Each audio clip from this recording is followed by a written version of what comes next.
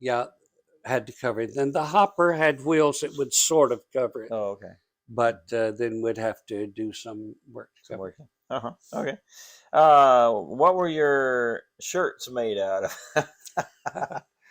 Well, uh, usually we tried to order from Sears Roebuck, but when we would buy feed for the cows, there were certain feeds that you, along with the corn and other things that we'd give them, and so um, they would come out with a feed sack that had a design on it. Well, when we got a feed sack with a design, depending on the design, sometimes my mom would make a dress for Violet out of it. But if it had a little bit more, say, blocks or something design, then she would make shirts for Geddes and me and Alton. The most embarrassing thing is that after the season there, planting season, we'd go back to school, and on the first day of school, there'd be four boys in my class Where with the same? exactly the same kind of shirt I was wearing because their mom had made their shirts too. So did they have long sleeves and everything? Oh, she made them with long sleeves. Yeah. Oh, yeah. Yeah. She Wow. had a Okay. Singer sewing Oh, machine, singer. and of Yeah. course you pedal those to Of keep it course. running and Yeah. all. And Huh. yeah, Wow. Okay. What about the hog killing? I have a note about that. we raised hogs so that every winter we would have a big one to kill. If we raised three or something, we'd sell two of them, Okay. but we'd kill one. And and so what we would do is, of course, usually for some reason, my oldest uncle George was the one that was the expert with a rifle, and he would come down and shoot it. Sometimes my dad would. I think my dad was as good a shot as my uncle, but I think that was just sort of out of respect for him and that he'd Uh, always done it. But we would kill the hog that have a big, and then we'd string it up from a limb on a big tree. yeah. Let it And drain of or. course, they dressed it out, and then they would make sausage and all. And for the hams, we had what we called a smokehouse, but actually, we never smoked the ham at our place. It was always salt cured. We'd put it in there on the shelf, put down salt and put the ham on it Mm. or shoulder, and then cover it up with salt. And I don't remember all the details of Mhm. treatment there, but Once it was treated, then you could pull it out of there, or yeah, was it and always then eat it, all winter whatever? until we ate it, you know. Huh. So, Okay. What was the potato hill? well, we would always, I said we'd have a garden, but we'd have some of the staples, I mean, the food that we really needed, like potatoes. We would uh, raise a bunch, and then when you harvest them, there was a certain way that they built the potato hill. They had straw and some dirt, but they put it in, cover them up with straw, and there was a way to leave a little bit of ventilation, but that way they would keep all winter, and we could eat potatoes all winter. Huh. Just go out and uncover the opening and get out As many as you wanted, a or half a whatever. dozen potatoes or Huh. whatever, Okay. and have them all winter. My Margaret's niece down that has the corn grinder has potato hills. Really? Still, yeah, he still keeps them that So way they in the just winter. it's just a way of stacking them with hay and so forth? Covering them and protecting them, but I don't remember all the process Mm-hmm. why, but Mm-hmm. it works. We used to do it. Okay. You raise rabbits yourself? No, I mentioned we would hunt rabbits. Well, I guess it was Bronner taught me how to make rabbit traps. We called them rabbit boxes. Oh, about so long, 2 feet long and rectangular. And I would put a door up front and then a stick back there and put something so that and we'd put something, a carrot or something in the back of the box. When the rabbit went in, its head would trip that lock and the Yeah, door would fall down and sure. I would catch rabbits. So I used to do that and I would sell the rabbits. I used to get 35 cents per rabbit. Really? I would take them on my bicycle, go up to Morrisboro, and I had 3 or 4 Customers? customers Okay. that would tell me, when you catch a rabbit, bring it up and I'll buy it.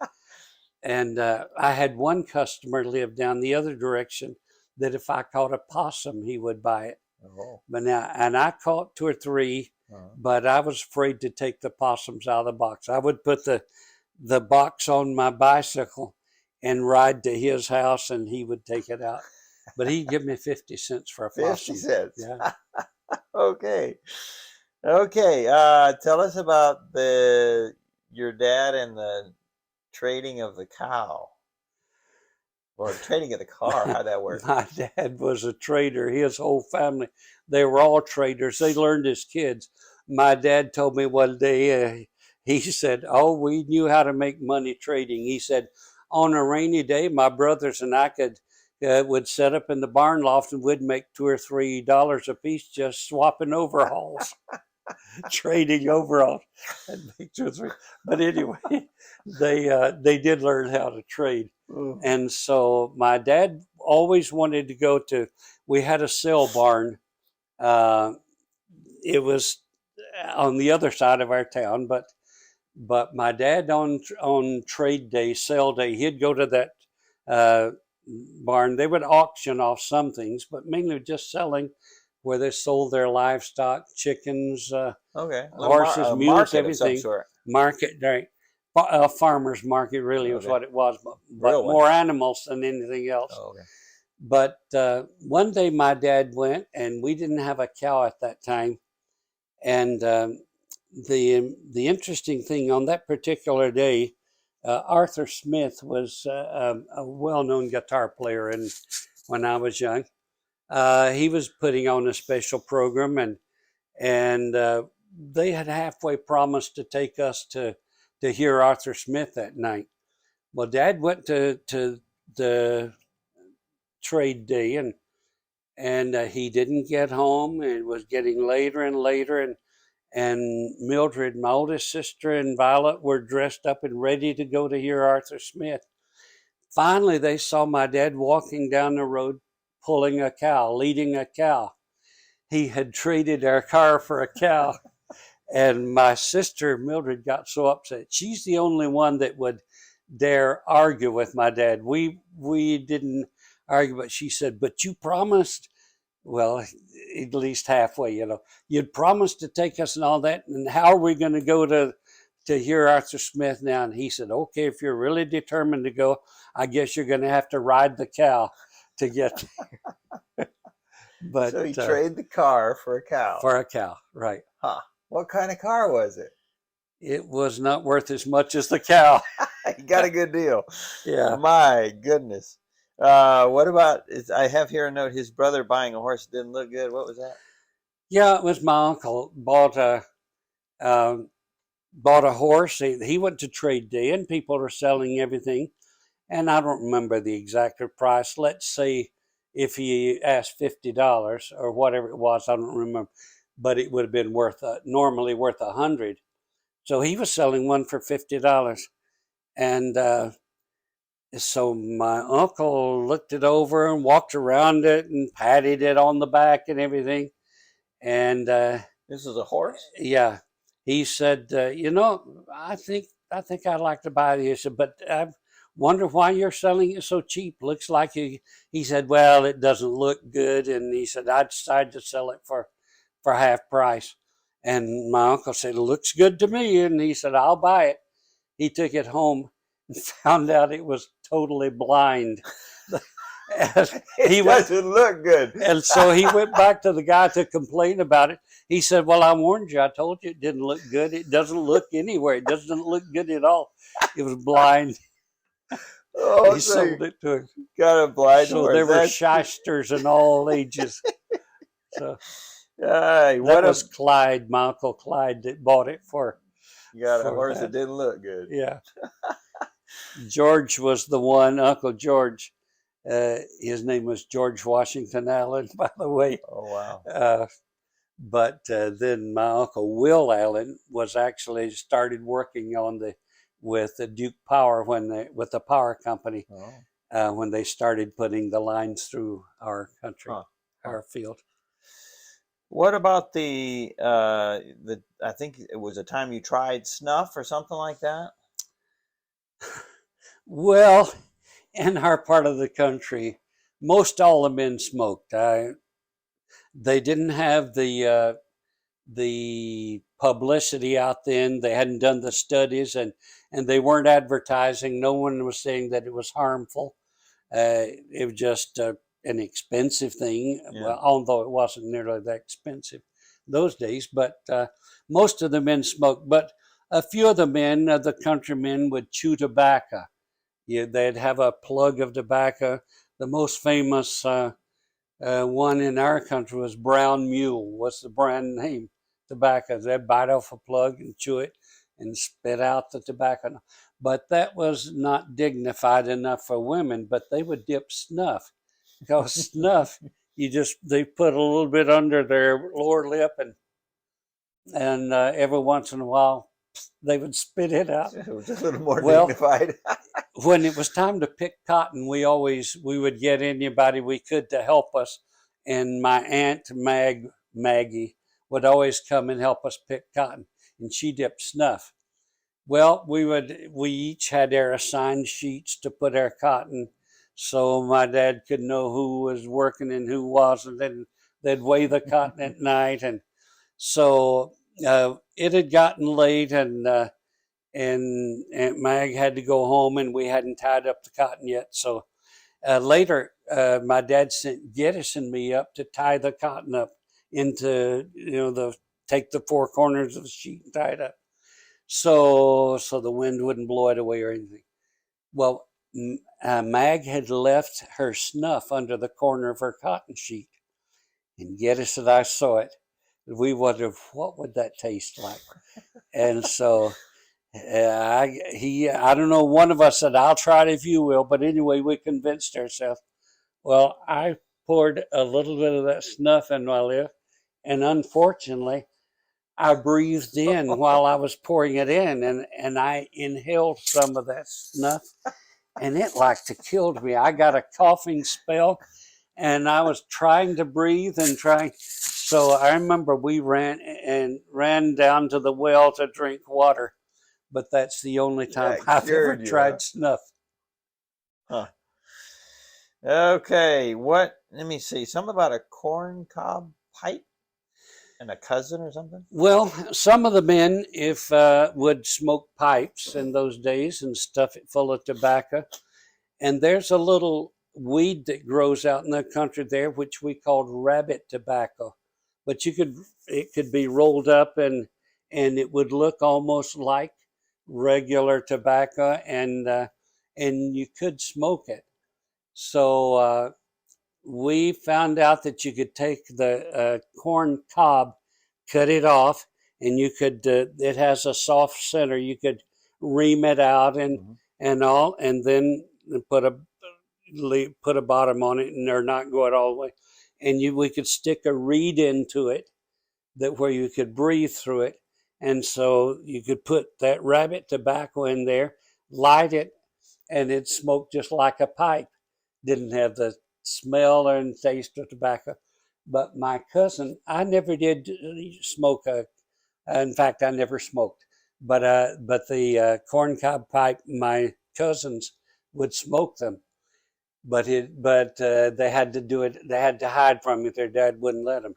So one day we were over at my cousin's house, the same ones that had taught us the guitar chords, and the youngest one had was smoking a corncob pipe, and his dad came out, and he didn't know what to do with it, so he stuck it in his back pocket.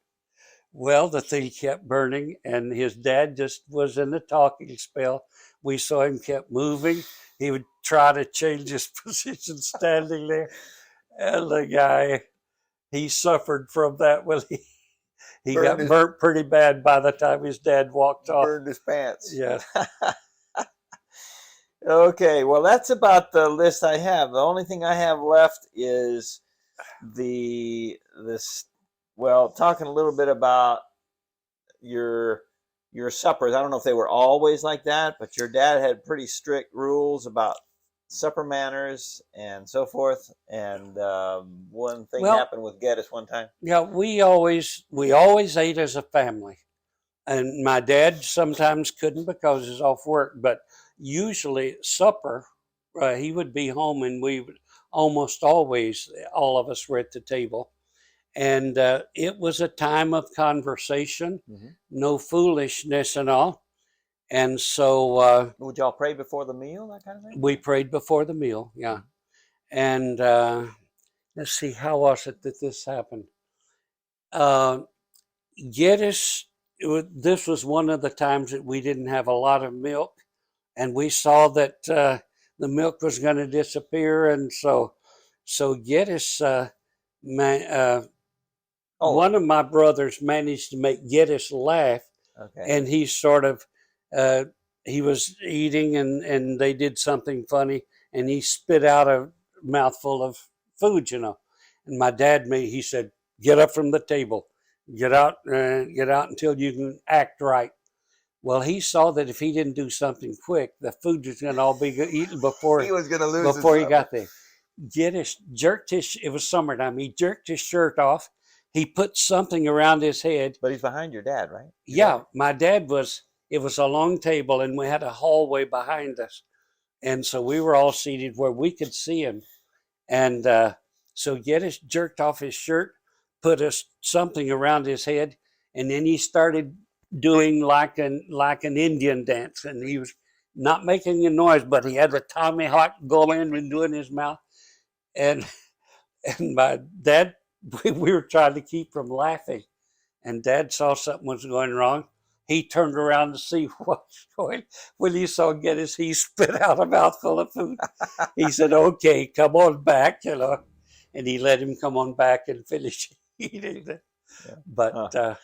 Great memories, huh? uh, My goodness. like My I goodness. said before, we were very poor. We'd have like one pair of shoes would have to last us all year, and then Uh, we'd and in fall when we sold our cotton, we that when you would had buy new money? out. That's Then when we'd you have got money, money? Uh-huh. and we would buy. Then we'd buy buy new overalls. We wore overalls till I Mhm. was well up into high school. Okay, so yeah, no, not pants and shirts as much But as. shirt Well, you and had a shirt, overalls, yeah, yeah. okay. But Uh-huh. but anyway, we were very poor, but we never knew it because we had a great Yeah, time growing up, yeah. and we didn't go hungry. Our diet was um, not all it could be desired, but we had plenty of food. So Not much variety, but it yeah, was good. And so how interesting. Well, I guess you have a lot to be thankful for, even though absolutely, kids nowadays grow up with so much, and they're quote unquote spoiled rotten if they don't have everything everybody else has, and life yeah. has changed a lot. But that's I it. re- I remember my dad talking about some of the first things that came into their town yeah. about the same time. I remember the first bicycle we ever got. It was a 24 inch instead of a 26 is what everybody wanted, but this was a 24, and it was kind of put together. But my brother Bronner is the one that He was a managed mechanic. to get enough parts to put it together, and then he taught us how to fix a chain. The chain would break, and we'd have to repair it. And he taught us how to do that, how to put spokes in the wheel, and Huh, all that kind of thing. interesting. But and eventually we got a 26 inch, Uh-huh. but our first one was a 24 inch that we had. Uh-huh.